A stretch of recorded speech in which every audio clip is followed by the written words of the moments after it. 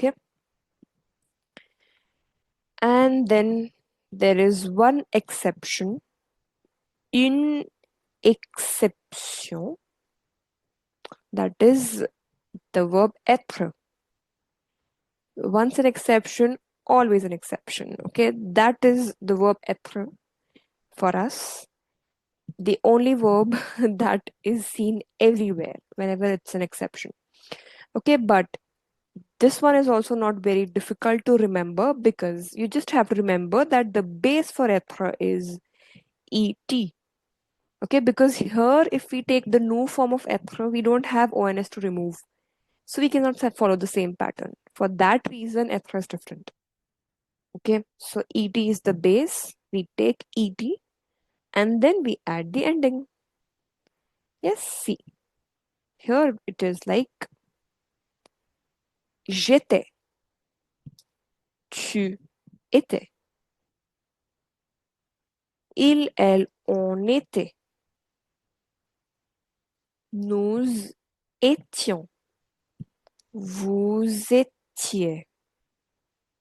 Okay, and il, elle était. That's it. Okay, not very difficult to remember and a very important verb for imparfait, être. Okay, so this is one exception, and if we talk about a few irregular verbs, we just have a small irregularity like in GER ending verbs. So normally what we do is we take nous mangeons, okay, and then we remove ONS and we have this as the base for each and every subject. Okay, so it should ideally be je mangeais, tu mangeais, il, elle, on mangeait, nous mangions, vous mangiez, and il, elle mange. That is how it should be, right? Following the pattern. But this is a GR ending verb, so it's a little different for nous and vous. Okay, here we don't have EIONS. We remove the E. Here also we remove the E. We don't need it. Actually, why do we have this extra E in GER ending verbs? So that the pronunciation of G remains je. Instead of mangon, we have mangeons. Okay, so here we need it because if we don't have E, then it will become manger. We need the je sound. So manger, manger, manger. So this goes on here also. But here we don't need that E because with I, the pronunciation of G is je. So this is already nous mangions, vous mangiez. So that extra E is not required. It makes no sense to add that extra E. That's why what you need to remember is in GER ending verbs, in nous and vous, we don't have that E, okay, before IONS and IEZ. So remove that. Okay, only in nous and vous. Okay, for any GER ending verb. Similarly, for CER ending verb, normally we have this accent. Okay, so again, why do we have this accent? So that it doesn't become commencons. We need commençons, the soft sound of C. Okay, so if you remember from the previous level, that's why we add this accent. Okay, to make the sound son, commençons. So ideally, this is the base.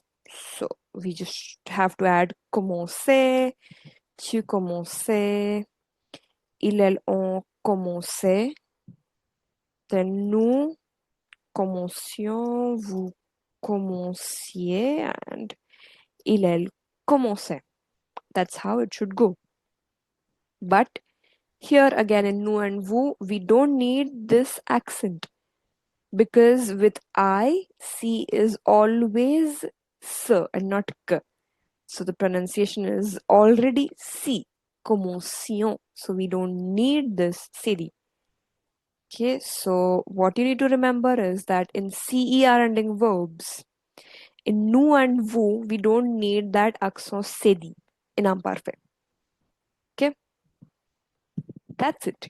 For the conjugation, we have the regular verbs that follow this rule exactly.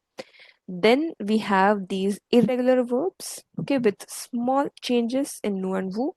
And then we have this one exception. Okay, it is different.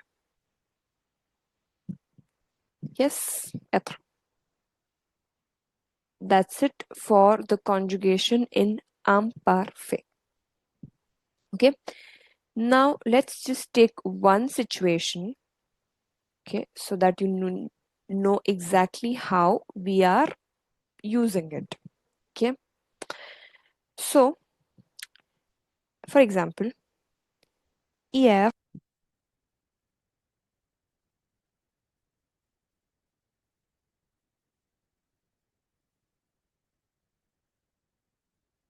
okay, so yes, this example, a small example, hier, je suis allé au parc. Okay, so this is an action that happened in the past. So it's an action. It's not a repetitive action. It's not a description. It's not a situation. It's just a short action. So we'll use passé composé. Hier, je suis allé au parc. Ok. J'ai couru. Ok. Pendant 1 heure. Ok. I ran for 1 hour. Ok. Quand je courais, les enfants jouaient dans le parc. Okay. So when I was running, the kids were playing in the park. So when I was running, that action of kids playing was happening. So it was not over that they played and then they went away or that's it. No, they were playing. So it's past continuous. So les enfants jouaient dans le parc. Okay. So here it will use imperfect. Then les enfants étaient heureux. The kids were happy. So this is not an action but a description of the kids. Okay. The kids were happy. Okay. So this is where we'll use imparfait again. Okay. So if I say quand j'étais à New York, j'allais toujours à ce parc. When I was in New York, I used to go to the same park every day. Okay. So that's what it is. It's a situation. When I was in New York, this used to happen. So that is again imparfait. Okay. Je regardais le lever du soleil tous les matins au parc.